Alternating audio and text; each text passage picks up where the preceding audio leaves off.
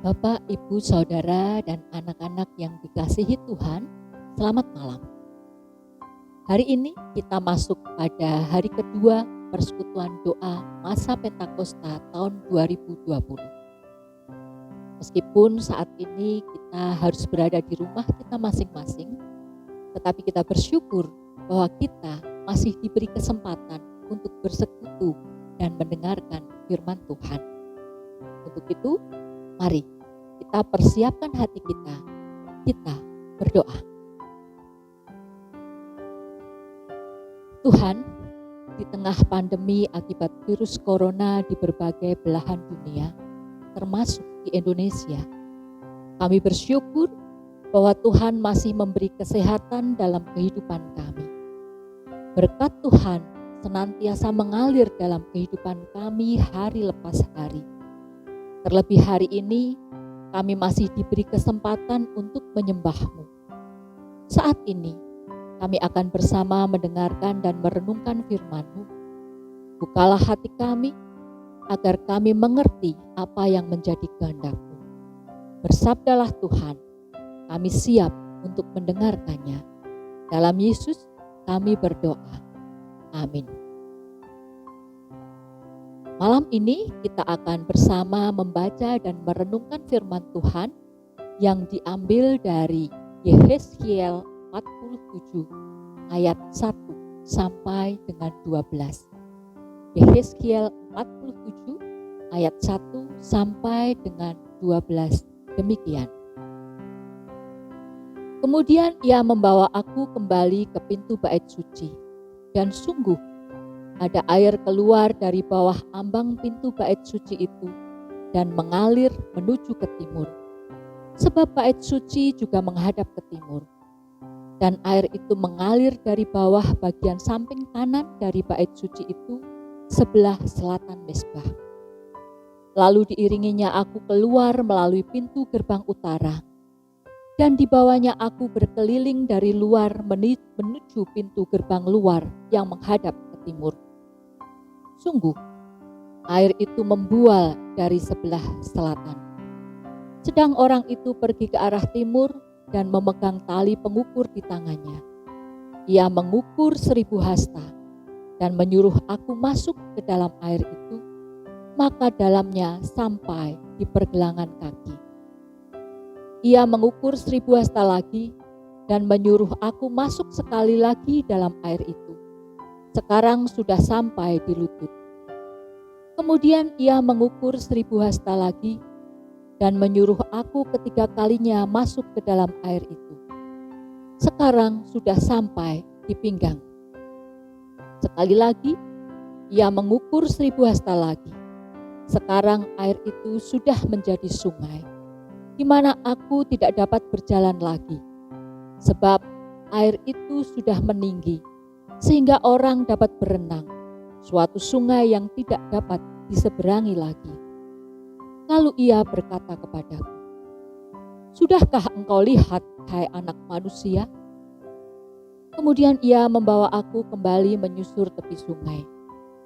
Dalam perjalanan pulang, sungguh sepanjang tepi sungai itu ada amat banyak pohon di sebelah sini dan di sebelah sana.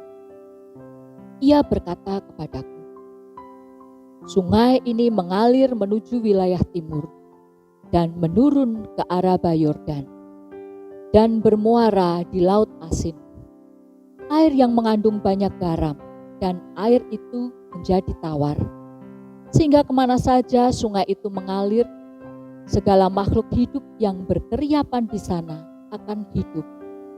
Ikan-ikan akan menjadi sangat banyak, sebab kemana saja air itu sampai, air laut di situ menjadi tawar.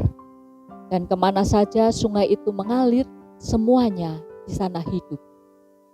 Maka penangkap-penangkap ikan penuh sepanjang tepinya, mulai dari En-Gedi sampai En-Eglaim. Daerah itu menjadi penjemuran pukat, dan di sungai itu ada berjenis-jenis ikan, seperti ikan-ikan di laut besar, sangat banyak. Tetapi rawa-rawanya dan paya-payanya tidak menjadi tawar. Itu menjadi tempat mengambil garam. pada kedua tepi sungai itu tumbuh bermacam-macam pohon buah-buahan, yang daunnya tidak layu dan buahnya tidak habis-habis. Tiap bulan ada lagi buahnya yang baru, sebab pohon-pohon itu mendapat air dari tempat kudus itu.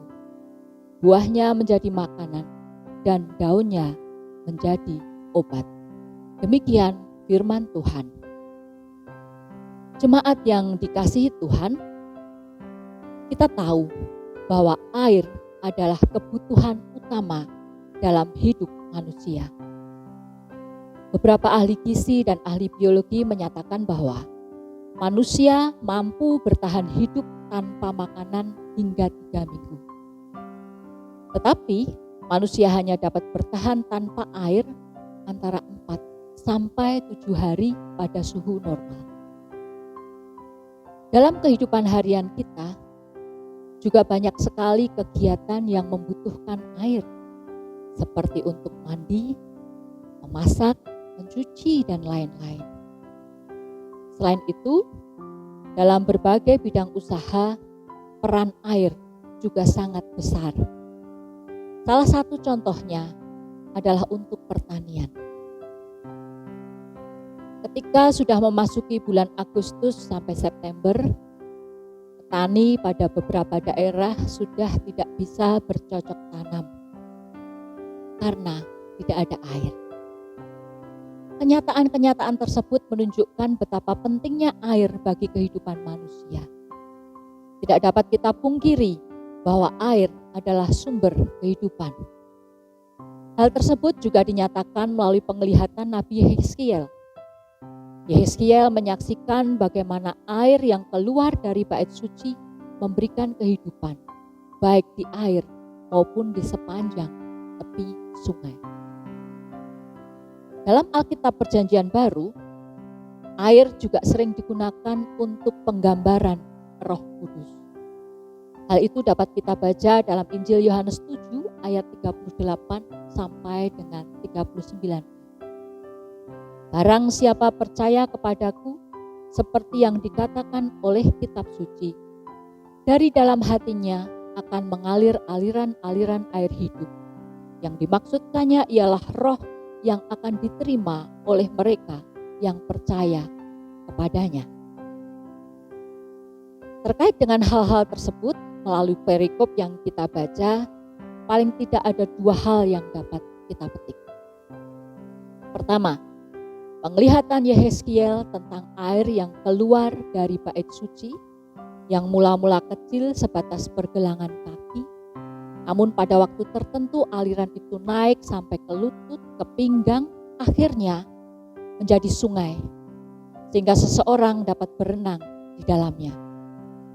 Hal itu memberikan gambaran bahwa kita orang percaya harus mau mengikuti aliran dari bait suci, yaitu Roh Kudus.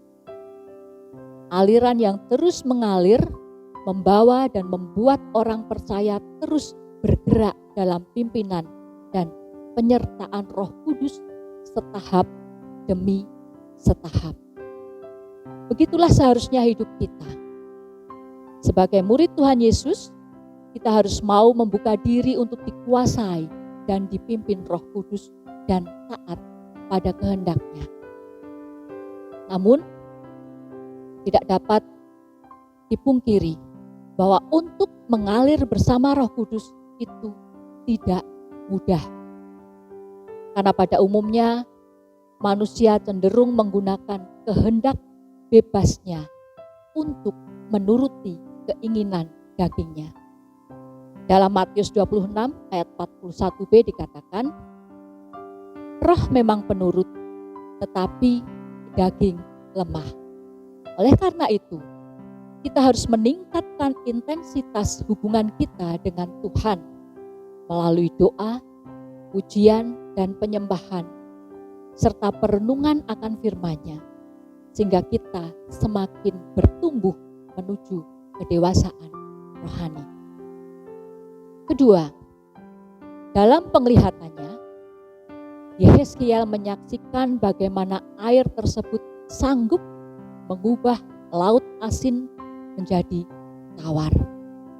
Dan kemanapun sungai itu mengalir dapat memberikan kehidupan. Ikan-ikan menjadi sangat banyak dan sekitar aliran sungai itu tumbuh bermacam-macam pohon buah-buahan yang daunnya tidak layu dan buahnya tidak habis-habisnya. Demikian pula Roh Kudus mampu mengubah dan menghidupkan kita jikalau kita mau berjalan bersama Roh Kudus. Persoalan dan tantangan pasti datang di dalam kehidupan kita silih berganti. Namun, Roh Kudus mampu memberikan kekuatan di saat dalam kelemahan, memberikan keberanian ketika kita mengalami ketakutan, dan membangkitkan semangat dalam menghadapi segala persoalan. Namun perlu diperhatikan bahwa perubahan yang luar biasa serta berkat yang melimpah tersebut tidak hanya ditujukan untuk diri kita, tetapi juga bagi orang lain. Artinya, hidup kita juga harus menjadi berkat bagi orang lain, supaya setiap orang menjadi percaya bahwa Yesus adalah Tuhan dan Raja. Ibarat tanah, ketika tanah yang kering disiram, maka akan sangat cepat menyerap air. Ketika satu bagian tanah sudah penuh dengan air, air tersebut akan mengalir ke area yang lain. Kita harusnya juga seperti tanah tersebut. Ketika aliran Roh Kudus sudah menyegarkan dan memenuhi hidup kita, maka kita harus mengalirkannya keluar, menyentuh orang-orang di sekitar kita. Apalagi dalam kondisi bangsa kita saat ini yang penuh dengan keprihatinan. Sudah saatnya kita juga mengalirkan berkat Tuhan kepada sesama melalui kehidupan kita. Misalnya, dengan mengulurkan tangan untuk saudara kita yang membutuhkan, mulai dari lingkungan terdekat kita. Syukur-syukur bisa lebih luas lagi. Atau hanya sekedar memberikan sapaan, penguatan, dan doa melalui HP untuk saudara-saudara kita yang sedang dalam kesusahan. Ya, karena saat ini kita tidak bisa bebas saling bertemu dan berkumpul. Dan masih banyak hal lagi yang dapat kita lakukan untuk mengalirkan berkat Tuhan bagi sesama. Memuliakan Tuhan tidak hanya dibatasi dalam gedung gereja, tetapi menyangkut seluruh aspek kehidupan kita dimanapun kita berada. Untuk itu, mari kita bersama belajar untuk selalu mengalir bersama Roh Kudus dan mengalirkan berkat-Nya bagi sesama, agar buah yang kita hasilkan dapat dirasakan oleh orang-orang di sekitar kita, sehingga kasih Yesus, damai sejahtera, dan sukacita juga dapat mereka rasakan. Tuhan memberkati. Amin. Mari sebelum kita akhiri persekutuan doa ini, kita renungkan firman Tuhan, kita masuk di dalam doa. Terima kasih Tuhan atas firman yang boleh kami dengar dan renungkan bersama. Ajar kami untuk senantiasa hidup, mengalir bersama Roh Kudus, untuk senantiasa menyediakan diri, dipimpin dan dikuasai Roh Kudus.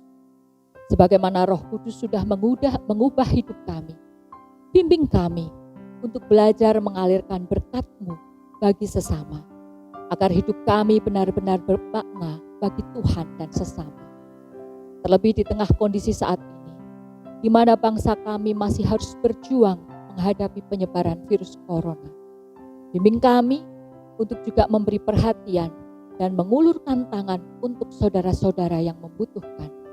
Dan ajar kami untuk tetap mematuhi aturan pemerintah, sehingga wabah penyakit ini dapat segera berakhir. Kami menyadari bahwa dalam kehidupan kami masih ada dosa yang kami lakukan. Untuk itu, kami mohon ampun. Doa dan permohonan ini hanya kami mohon dalam Tuhan kami, Yesus Kristus. Amin. Jemaat, kita akan mengakhiri persekutuan doa malam hari ini dengan menaikkan pujian dari Kidung Jemaat 237.